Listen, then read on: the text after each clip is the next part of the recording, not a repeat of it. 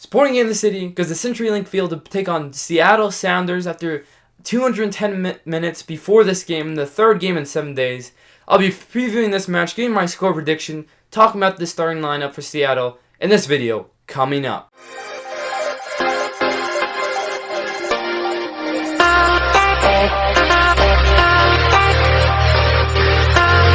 Nathan Mall, Kansas Sports TV here, the #1 news channel for your Kansas sports news. And as I said already, Sporting Kansas City's already played 210 minutes with a 1-1 draw on Sunday with Atlanta United after a heartbreaking 90th minute Jacob Peterson return goal. And 120 minutes against San Jose in the U.S. Open Cup semifinals, plus PKs, a great win, great momentum builder, but still a lot of minutes played, and it's going to affect our starting XL. If you want to check out my match experiences of the last 2 games to see what's happened in those games, or you want to check out my starting XL video, those will be in the cards above. But Sporting in the City is definitely going to change their starting XL, as I already said, plugging that video up above. But it's going to be a tough game, and let's get into Seattle and Sporting in the City's recent form. So Sporting in the City have obviously gone 13 games unbeaten in all competitions, home and away, and the home form doesn't matter because it's an away game. So Sporting in the City really look to improve their form, even though we haven't lost. The last 9 games, we have 6 draws and 3 wins, so it's 15 points out of the last 9 games.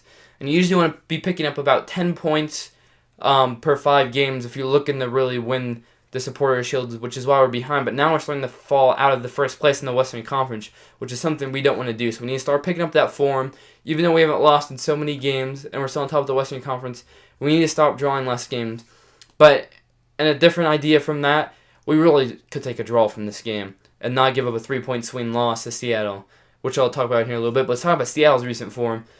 They're 3 points behind us with 34 points, 9 wins, 7 draws, 7 ties. Coming to this game, only 4 games behind us on goal differential, so they pass us if they beat us by more than 2 goals, which, you know, if a backup kind of rotational lineup, back 4 in the video, again, I predicted 11, it's going to be tough to give up that many goals. Sporting in the City have the best defense in the MLS, but Seattle have now not lost in 7 straight games, so they're on a pretty decent run of form themselves, and they've also done pretty well, picking up 24 points in their last 10 matches, I believe, so they're on a good form. After a very poor start, they've surged back up the table, kind of like last year, but not as much.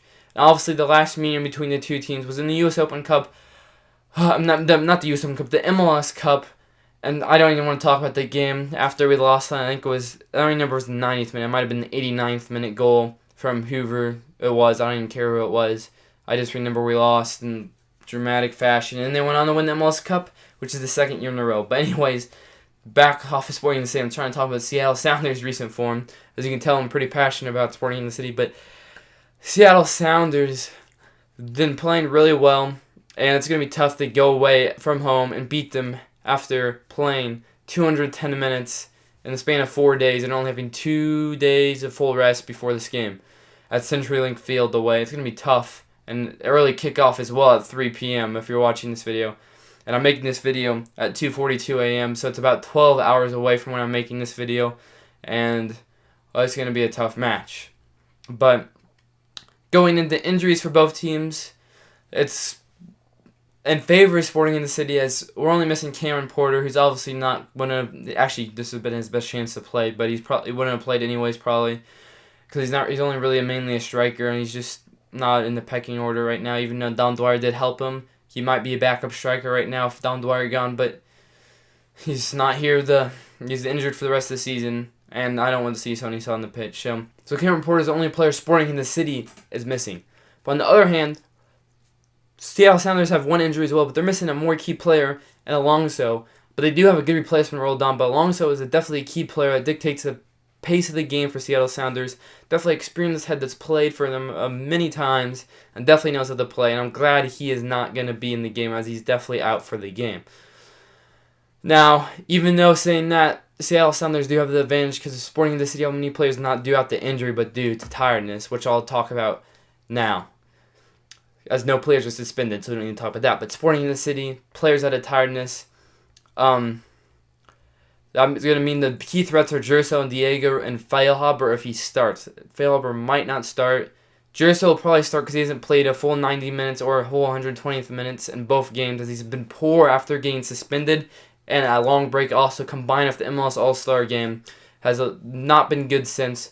But maybe in Seattle he could pick up a crucial goal to get him back in form, as he's still our leading goal scorer, even with not playing well in the last few games and being suspended, even over Dom Dwyer before he left. So he really needs to pick up his form if we have any chance of winning this game, most likely.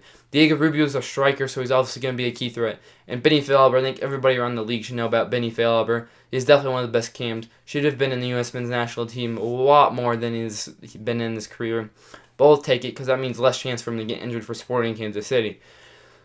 So, the other players that could be missing due to the tiredness are Matt Beasler, Iko Par, Eli Sanchez, Roger Espinoza, some of the key spine players in Sporting Kansas City, Graham Zusi. Some of those key players could definitely not be in this lineup, and a lot of them at that. So, Seattle Sounders fans, that's really good for you. So now let's get into where both teams are at the standings. Sporting Kansas City has 37 points atop of that Western Conference, with only 3 points to spare in between Seattle, who have 9 wins, 7 draws, 7 losses, and have 34 points. Only 4 goal differential behind, if I ever already said that. I think I did, but it's not looking good, and Sporting Kansas City definitely needs to at least try to pick up a draw to keep Seattle Sounders from climbing up to equal them. And every point counts at this stage, even though we're drawing so much, and I don't want to see another draw. I would gladly take a draw in this game. And it's going to be a really tough game to get anything out. The Seattle Sounders will probably dominate possession. Sporting Kansas City, I've never seen us really park the bus, but we're going to have to play a lot more defensively, which is why I think maybe James Musa and Mustivar could form a more two defensive mid in the 4-3-3. I think they'll both play more defensive mid, but we'll see how it goes. And on my score prediction, my head says, well, this is the perfect storm to lose in like a 1-0 game. My heart says I would love a win, but I would really take a draw, so I'm going to go for a 1-1 draw. Hopefully we can get that. It would be really tough, but I'd be so excited if we come out with a win. Help with a great week in terms of Sporting City, besides the 90th minute Jacob Peterson goal. But if we won this game, all thoughts of that goal would be, all those 2 draw points would be out of my head. So hopefully we can get this W. Probably hope for a draw. 1-1 score prediction for me. And thank you guys for watching. I really enjoy making these videos. More Sporting Kansas City Chiefs Royals news videos coming out. Please subscribe for that. Please leave this video a like if I haven't already said that. Thank you guys for watching, and see you guys later.